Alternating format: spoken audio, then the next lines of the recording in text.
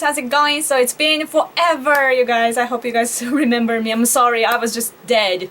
Like, I kept sleeping and nobody came to wake me up with a kiss, so I ended up having a dream about Mr. Trump, like seriously, today. And I felt, you know what, I have to do this, like today is my day. And I woke up and here I am, talking to you guys. But it's been like a week since the first debate of Donald Trump and Hillary Clinton, and today was Vice President Debates Day. Oh, you know what? I forgot to introduce myself. I am Yoko. I'm a Japanese living in Japan. I am so Japanese. You're gonna find my words interesting, hopefully. But in this video, I'm going to talk about presidential debate mostly, and there are so many things that I would love to mention, like, you know, how I was impressed by Hillary Clinton for not collapsing and stuff. But as I said, I'm Japanese and I heard my country's name mentioned many times in the debate, so I will focus on why Hillary Clinton is so unprofessional in East Asian policy, and so are Joe Biden and Tim Kaine, and why she failed so miserably in the debate. You might actually be able to use my criticism of Hillary Clinton on Mr. Trump as well, but the very point that I'll be emphasizing throughout this video is that Hillary Clinton is supposed to be an experienced politician. And that's the aspect that I'll be criticizing because she doesn't seem like one, right? So keep that in mind, please. And for other things, I do want to make videos, but I will probably make separate videos. So be sure to be subscribed. I fail as a YouTuber. So in the debate, Hillary tried to criticize Mr. Trump's past comment on possibly allowing Japan and South Korea to be armed with nuclear weapons against North Korean threats, even though he might be denying this comment right now. But what Hillary said in the debate, and I will quote, "The worst part of what I heard Donald say has been about nuclear weapons. He has repeatedly said that he didn't care if other countries got nuclear weapons, Japan, South Korea, even Saudi Arabia. And it has been the policy of the United States Democrats and Republicans to do everything we could do to reduce the proliferation of nuclear weapons." He even said if there were nuclear war in East Asia, that's fine, you know, and that's the end of the quote. And that's when Trump cuts in and stuff. So what does she exactly mean by this? Well, if you couldn't tell, she just insulted her allies and she showed how unprofessional she is on nuclear weapons. Let me explain in details. First of all, Hillary Clinton needs to face the reality that the US is protected by nuclear weapons, aka deterrent, regardless of their decision or policies. So what she's really saying is she doesn't mind her country being protected by nuclear weapons, but she will not allow other nations, like even allies, to be armed with nuclear weapons because she can't even trust her allies, basically, regardless of the rising threats that are common with us. It's not all her fault because it's rather about the policy that's bad, but she wants to believe in it, so it's the same thing. And no nation should trust another nation completely, and I get that, but as for Hillary, it only creates problems because she's a walking contradiction. So what is her contradiction? Hillary Clinton was basically making a joke there, and her intention was to deny her version of Mr. Trump's comment, right? But first of all, what Mr. Trump was saying before was, if conflict between Japan and nuclear-armed North Korea were to break out, it would be a terrible thing, but if they do, they do. Meaning that things happen, right? And then he continued, good luck, enjoy yourself, folks. Because he is talking about American military's involvement in East Asia and stuff. What he's saying is that the security treaties are lacking of balance. And he is also saying that each nation should be responsible for their own nation's security. That's his point. But Hillary Clinton took it out of context. Mr. Trump said the Asian nation should be independent and be responsible for all the things that could happen there, right? But Hillary said in the debate that Mr. Trump thinks that he doesn't care the breakout of nuclear war. Like, does she have a brain, or maybe she had too many operations on her brain? I don't know. But seriously, guys, like, what's up with all the immature and unprofessional images in her head? She thinks that if nations, even allies, got militarily independent with nuclear weapons, there will be nuclear war? There are countries that have nuclear weapons already. Like, do you see nuclear war happening right now? There were twice in human history that atomic bombs were dropped, though. But who dropped them? Well, you will say America, but who exactly? Democrats. So if I follow her logic, nuclear weapons are dangerous. So I'll have to say that Democrats shouldn't have nuclear weapons because they have the history of actually even using. But the US hasn't used nuclear weapons after that. So she should figure out the reasons why they haven't and apply those to other nations, and she should understand how things work. Democrats should know it best, right? And on a side note though, here I'm talking about nations, and as for terrorists, I can't comment because they are unpredictable. So back to Hillary changed the context of Mr. Trump's comment. In addition to that, Hillary talked about the threat of terrorists getting their hands on nuclear material, right after talking about allies getting nuclear weapons. So that means that Hillary Clinton is afraid of both her allies having nuclear weapons and terrorists having nuclear materials. And my question is, how can anybody speak about allies and terrorists all in the same category? That is a huge insult, you guys. I mean, like, academically speaking, allies are only allies, and that doesn't mean that they are part of your nation, or that doesn't mean that they are your friends, but it's just not a smart move in my opinion. You might think that in the debate, time is limited and this is what happens, but the problem is her thought process, which is very typical, especially among liberals, and I will explain soon. Before I get to that, I need to point out, does she really think that she can stop terrorists from getting nuclear material when she can't even stop North Korea from having nuclear weapons? North Korea is at least a nation. Where was she? She is an experienced politician and she's been there all the time. Why didn't she stop North Korea? And why isn't she stopping them? And why is she stopping us instead? Japan from getting armed. Doesn't make sense to me. Japan doesn't have nuclear weapons right now. But why? Because we are not terrorists. We respect law and order. We take legal procedures. But terrorists would respect those as well?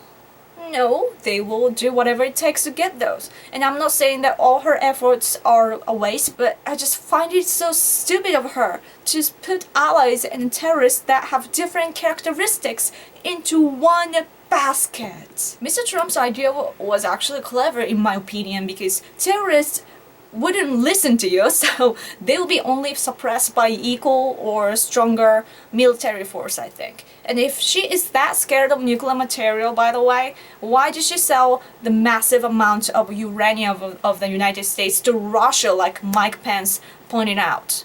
Right now, believe it or not, I'm still building up to make a point of her contradiction, so stay with me. Let's recall her other thing that she said in the debate, and I will quote, "I want to reassure our allies in Japan and South Korea and elsewhere that we have mutual defense treaties and we will honor them." End of quote. Here comes the contradiction! So with her earlier comments combined, I'll summarize what she is really saying. She wants the US allies like Japan to team up with the United States based on the mutual security treaties. And at the same time, she thinks that it's a bad idea to arm Japan with nuclear weapons while Communist China has over 250 nuclear weapons already. I feel like I'm repeating myself, but I think the nuclear war would have happened by now if her professional imagination was on the right track, if you know what I mean. So my question is, again, why does she want to stop us? Stop North Korea or China, because that's the issue.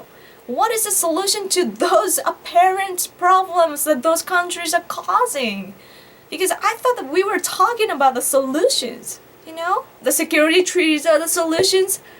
How many decades have we had the treaties?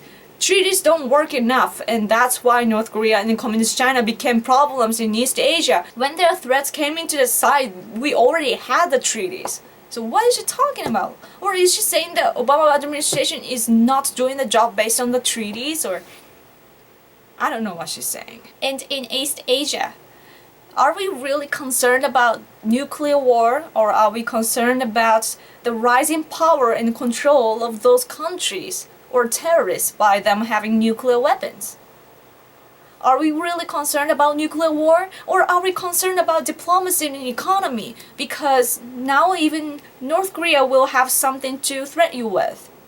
I just don't see the definition of what Hillary is really afraid of. It's true though that nuclear weapons are one of the biggest threats, as even Mr. Trump agreed, but that's why countries have them as deterrent in the first place. But if she was really an experienced politician, I'd expect her to consider a more realistic scenario. But before that, I have to say that if a country dropped a nuclear bomb in this generation, the country that dropped one will not survive in this international society. Or that's the society that we have to make together. That should be our focus. Just so you know though, Mr. Trump does talk about using nuclear weapons, but he says it clearly that by his comments, he wants to be unpredictable. So it's rather a message for the enemies, meaning that it's a different story. But it's so unprofessional of Hillary Clinton to pick that side of Mr. Trump and turn it into something else. Realistically speaking, the actual attack that could be really brought by a hypothetical enemy will be a smaller but big enough attack compared to nuclear weapons, and they would use the aftermath as an example of what could happen to other areas of the same country and make deals or conquer by the threat, because that's how they could exploit the labor and economy if you're talking about East Asia. If you destroyed everything or too much of a country with nuclear weapons, there wouldn't be things to exploit remained, and plus you'd get accused internationally so much that you wouldn't be able to do that. But as for regular bombings, I don't want to say it like this, but I have to, there are many countries that are doing it like no problems. Because they can do it like just fine, they keep doing that, you know? And then I don't think that North Korea would be that stupid to actually use nuclear weapons. But I could be wrong. But even if a hypothetical enemy tried to scrap and build like, you know, the US did with the World War II, they would have to put their power into that, and it's just too much work and cost while there are other threats to themselves. Occupying another country without getting revenged is such a hard work with such a high risk, but for the same result, you could just use a non-nuclear bombs. Look at communist China, they're doing it. They're occupying other countries as of right now, like in Asia. What does a professional, experienced politician, Hillary Clinton, think that North Korea is trying to do by getting those nuclear weapons? I mean, for now they are saying that they will destroy both Japan and America, but what do they really want? Does she have the analysis of that? Or at the same time, she thinks of us as dangerous, but what does she think that we would do? Maybe she thinks that without intentions, we Asians just go crazy and we just randomly start dropping nuclear bombs to each other.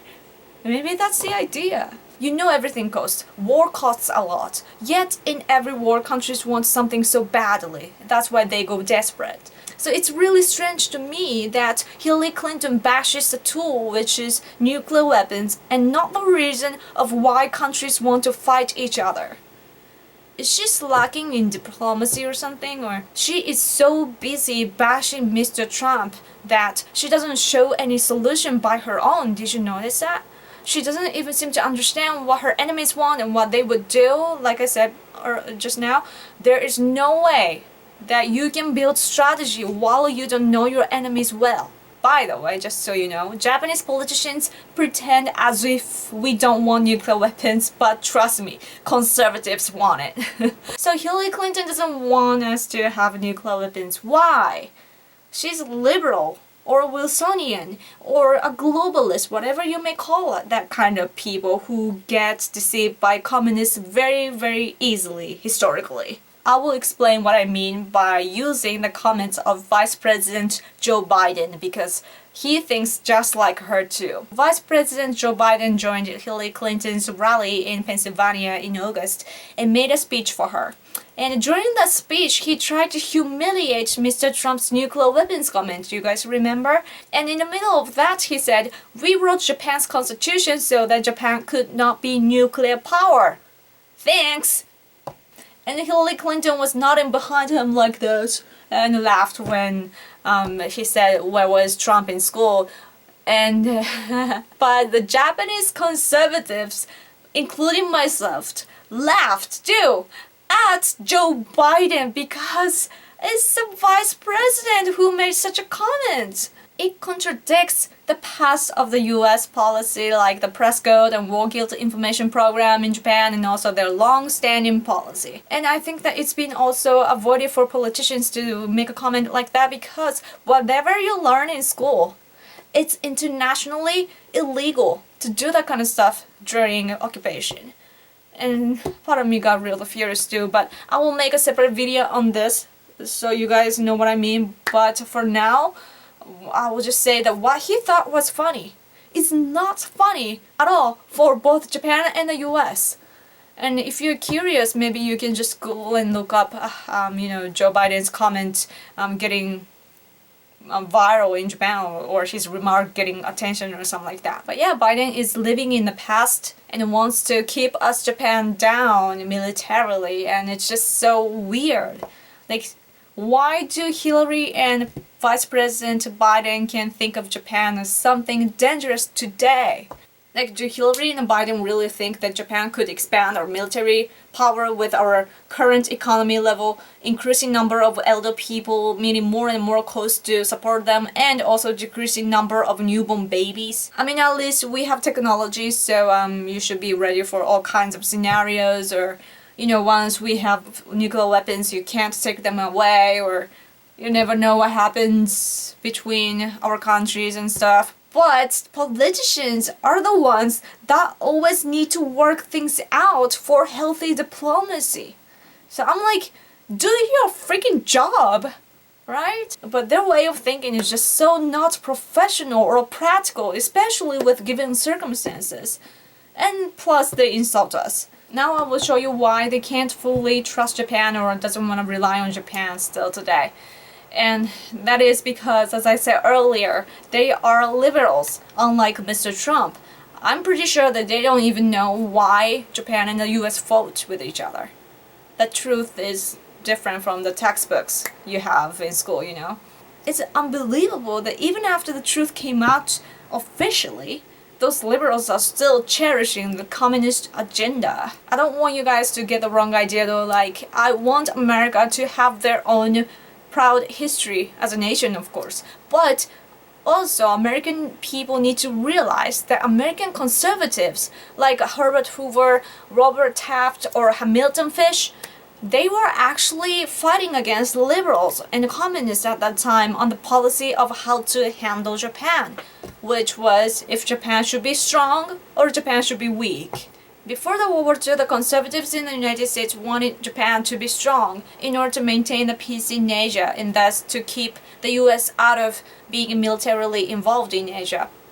But on the other hand, liberals thought that Japan was a bad guy invading and stuff because they heard the rumors and information from communist spies. And they thought that if they weakened Japan, Asia would be peaceful. Liberals won the fight against those conservatives and took action along their policy, which was to defeat and weaken Japan as much as possible. And look what happened, and look who was behind all of this. Communism spread, Communist China was born, and it turned out that there were lots of communist spies inside of the US, even including the US government. And the official document from NSA proved the truth. America got busy fighting against communism afterwards. What's worse, the liberals in the United States at the time, like back around the World War II, thought that Japan was a bad guy, right?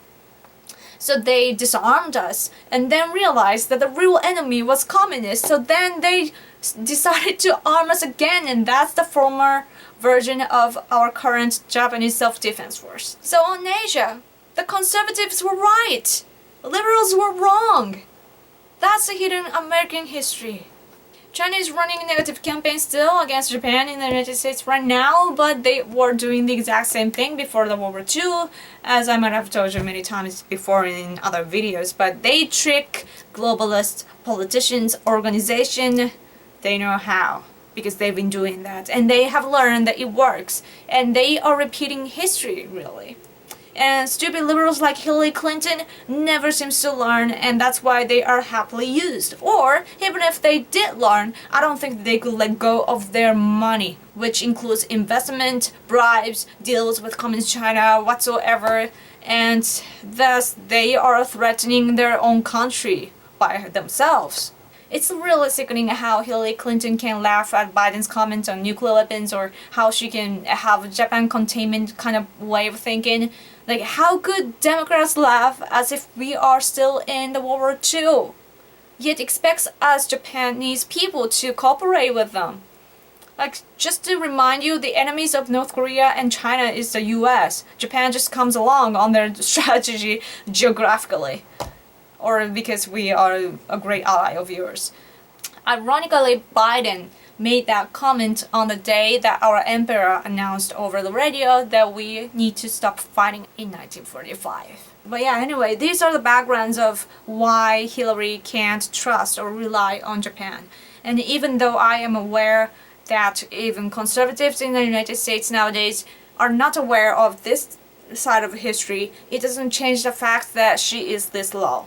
So on the East Asia issues, the debates show that Hillary Clinton is a liar and far from being honest, and Mr. Trump is a very honest guy. But what I mean is, Mr. Trump was explaining how the US is losing billions of dollars and the US can't do the same things anymore and it has to be fixed, right?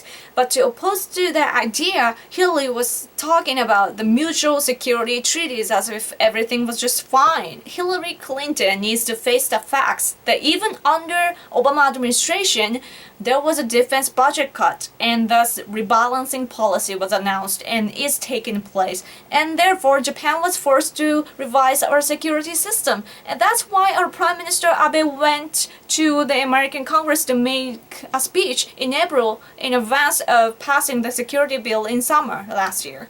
And after that, we've been trying to revise our constitution so that we can have military power like a normal nation to contribute as well. But people like Hillary Clinton won't let us complete the process with nuclear weapons. I'm not really a fan of nuclear weapons just because I don't find it realistic in my country. But I'm just making a point here because this flow started from the United States, and there just came the need, and that need just happened to meet the need of conservatives here. And it's not like we did this, we just adjusted ourselves. But you can't be selfish to request things too much. Rebalancing policy means, well, a lot of things, but one of the side effects is the American military is already reorganizing the United States base in Asia as well, and also now they are training with countries more, I believe, especially in Asia, which shows that there will be less involvement from the United States military, and that's how our enemies see it, like if you see the Chinese news and stuff. In other words, the more allies participate, the less American military power will have to go in, and that's the idea of rebalancing policy in the first place, because the aim is to reduce the cost yet to have the same effects.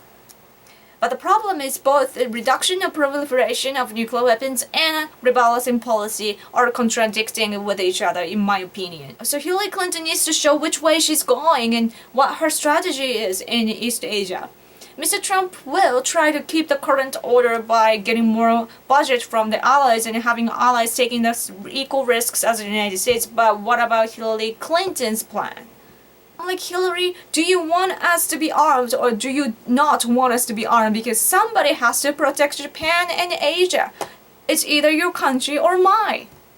And apparently the US is working on rebalancing policy, and the US can't handle two-front war or more, which I will talk about in another video. And let's not forget that Europe and the Philippines started to go against the US politically recently too. And I don't see Hillary's practical strategies to everything altogether. So what I'm trying to say is Mr. Trump's comment during the debate, which was they may have to defend themselves or they may have to help us out, it's the reality that we live in. Another thing which makes me think that Hillary is unprofessional is that, just like President Obama, she thinks that if you said and wished ideal things like, the abolishment of nuclear weapons, for example, it would just come true, but it's not true at all, right? Remember the time when President Obama visited Hiroshima. Like, I made a video on that, I believe, so I'll link it below. Out of white guilt, President Obama wants to abolish nuclear weapons, it seems, but the leader of the very country that was attacked by atomic bombs, Prime Minister Abe, is opposing to even no first use of nuclear weapons policy of the very country that dropped those bombs to his country. Because we value such deterrent, we need nuclear weapons with first use policy because that's what's called the reality with deterrent, and not a fairy tale that a lot of people, including President Obama and Hillary Clinton, believe in. Japan, which is one of the greatest allies of the United States, is aimed to be attacked by Communist China and North Korea. So if President Obama is really feeling guilty or whatever for the United States dropping those atomic bombs, he should rather protect Japan better than right now, or completely turn Japan into an independent nation with nuclear weapons. It might be just me who thinks this, but it's logical, more logical. I don't think that President Obama has even asked us Japanese what we think or how we feel, you know, what we are angry at or what we are worried about and that kind of stuff, because if he did, I think that his priority would have been different from hurrying up to Hiroshima. And it sucks that President Obama keeps weakening the US with apologetic gesture, because I don't want Japanese people to think that we lost the war against a weak nation, you know, and plus when America falls, we fall too. I think that Mr. Trump should point out that President Obama gives a performance like he cares about Japan and he's only using Japan in reality. Like I said before, I don't want President Obama to use my country for his legacy. And I don't want him to treat us like a tool. I mean, like, the majority of people, just so you know, here are good-hearted, like I said before probably, and they were genuinely touched by President Obama's action because they thought the countries became closer and stuff. But I was like, rather sort out the history instead. Because we misunderstand the history, we make mistakes again and we misunderstand each other, and it just doesn't bring any good consequences. President Obama's visit was historical, but what shockingly made the true Japanese, like conservatives, happy though was definitely rather Mr. Trump's way of thinking. His way of thinking over the security treaty and nuclear weapons, as I probably repeated many times in this video. Mr. Trump is the first American leader who has regarded my country, Japan, as an independent nation, unlike Hillary. And that's where trust comes from. Not by making a joke on us as if we are evil, like Hillary does. That's why we Japanese feel that with Mr. Trump we can move things forward for the first time and we can actually build something real. I know that Mr. Trump will make Japan-US relationship better and keep Asia safe. Why can Mr. Trump keep Asia safe? Because I strongly believe that all the problems started with President Obama's containment policy of his own country. Mr. Trump, on the other hand, will have a strong attitude and make America great again, and thus he will take back the order and balance of the world to solve the current problems. As a preparation for the debate, Mr. Trump met Israeli Prime Minister Netanyahu and Hillary Clinton met the Japanese Prime Minister Abe by her request. It was funny, it was reported here by the media that it's a really abnormal case that, a candidate met him and stuff. But Mr. Trump should just meet our Prime Minister Abe as well.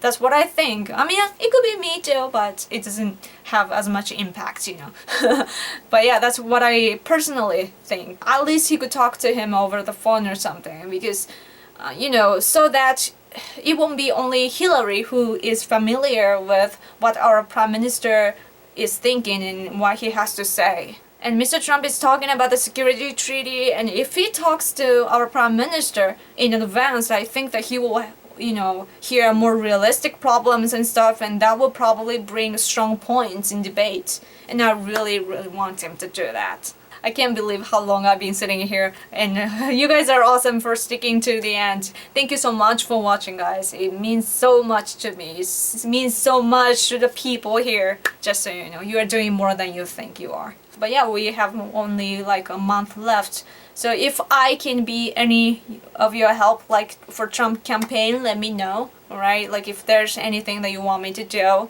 I can't start a strip show or anything, but like there's something that I could do, so just let me know, right? So thank you again, and please take care, alright? And I guess I will talk to you guys later. Bye!